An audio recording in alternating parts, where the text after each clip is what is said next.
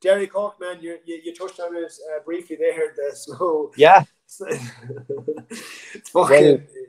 Listen, look, for me, the standout performer for me was Conor Glass. I just don't think it doesn't get enough airtime. It doesn't get enough credit. His positional awareness, his ability to be able to read the sort of counter attack, it's on a different level. He's a colossus. He's an absolute colossus for Derry.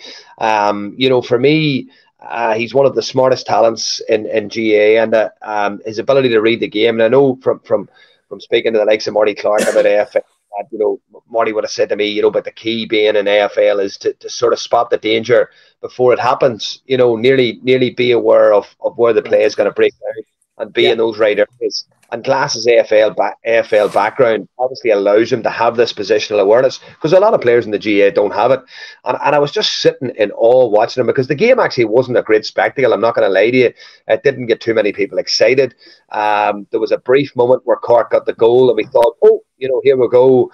Can Cork create one of the mad momentum moments that they like to produce in certain games? But they couldn't get a foothold in the kickouts. They couldn't get their press going. Derry just controlled the game, got their key matchups right as well. Nullified a lot of key forwards for Cork.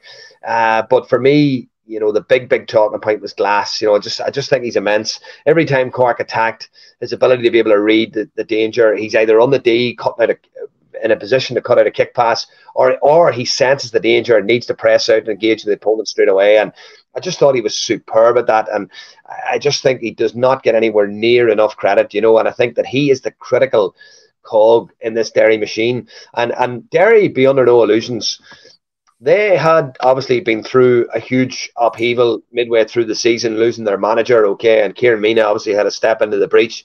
But Mina has done it with great dignity, great respect. He's obviously carried on brilliant piece of coaching as well, because they're very, very well drilled. They're a seriously well organised side. One big standout feature of their attack was how narrow they attack. They are going to be a nightmare for Kerry when Kerry sit down to analyse them, because it will be a sort of this is going to be tough. This is going to be tough, and they'll not make it easy, and you can predict a couple of matchups already. You can predict the likes of McKeag and on the Clifford. That will be a battle of all battles, in my opinion. But listen, there's going to be obviously a period now of 2 weeks where both teams are going to have a good look at each other. But it's certainly a draw that I would say Kerry would have been hoping to have Monaghan over Derry, and that's the reality. I think Kerry would have been much more at ease, especially after the beating that they gave Monaghan this year in the National League. But this Derry side, I'm telling you now, and I just don't believe the narrative that can't play in Croke Park. Their football at times can be very, very hard to watch, and I agree with that. The way they're very slow and meticulous about everything they do. But it's goddamn effective, and it's getting them results. And there they are on back-to-back All-Ireland semi-finals, and they're back in Division 1. Even the goal. Interesting you say that, Stephen. Like, obviously Maguire scored the goal for Cork. I think it was the 47th minute, and then it was Doherty. Doherty came up in the 48th minute and scored that goal. But you were at the game. I think, look, it showed on telly from the back of the goal. I think Derry overloaded one side, and then they brought it across, and they got a kind of 2-on-1 or 3v2 there, and they worked it very well. And yeah, the way they mix their attack up is impressive to watch. They create a very narrow attack at times, which allows for a lot more screening.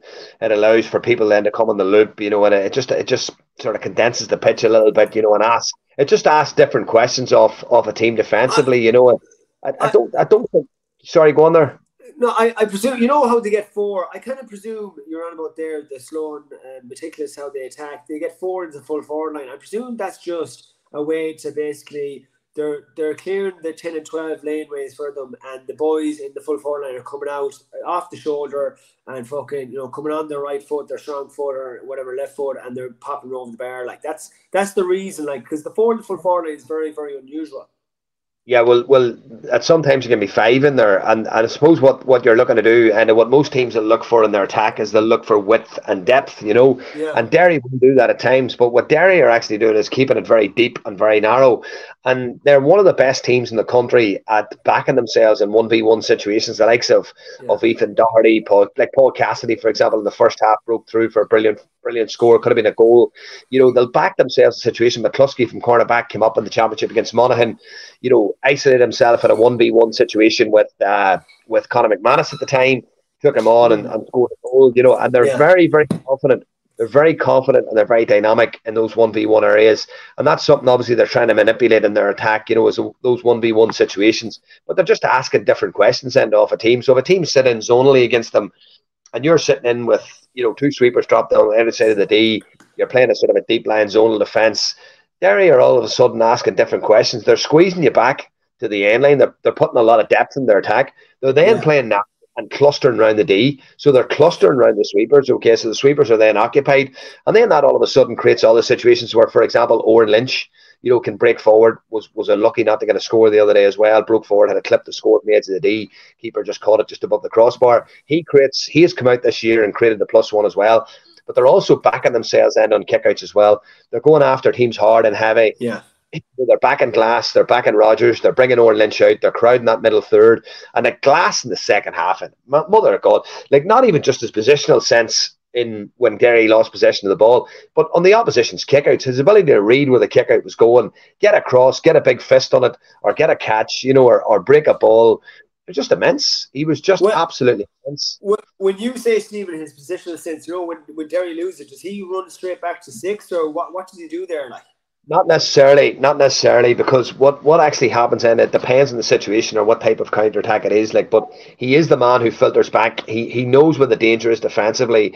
He sometimes drops off. I have a great picture on my phone actually where he dropped off at the D, or sometimes he might pick up, a bit of loose or whatever who's lying about. But he just reads the game superbly well. And from a defensive point of view, he's the one player actually who tends to make a lot of contact and a lot of engagement with the ball carrier. And it's a supreme skill, like, and it's a skill that he's obviously developed, and an awareness he's obviously developed during his time in professional sport. Because it is something for me in the GA that is missing in a lot of players, where they can't sense the danger, they can't spot the danger, or they don't know when the right moment is to engage. And Glass is the best in the country at it. He's easily the best in the country at it. And it's going to take, like, for me, it'll take every piece of Kerry's guile and know-how and experience to get a run on this Derry team. And I think what? that's the key.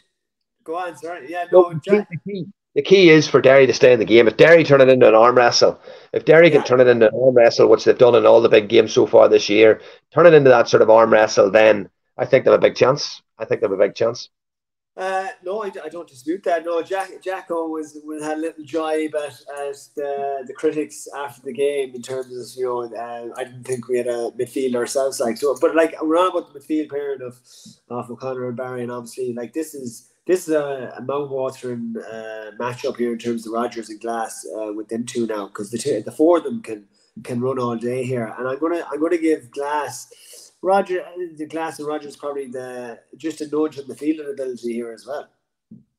Well, for me, I've said it a number of times before, I think Conor Glass and Brendan Rodgers are possibly the best pairing in Ireland at the minute. At the present moment in time, based on the midfield pairings that we see, obviously Fenton and McCarthy's performance on Sunday would run them close.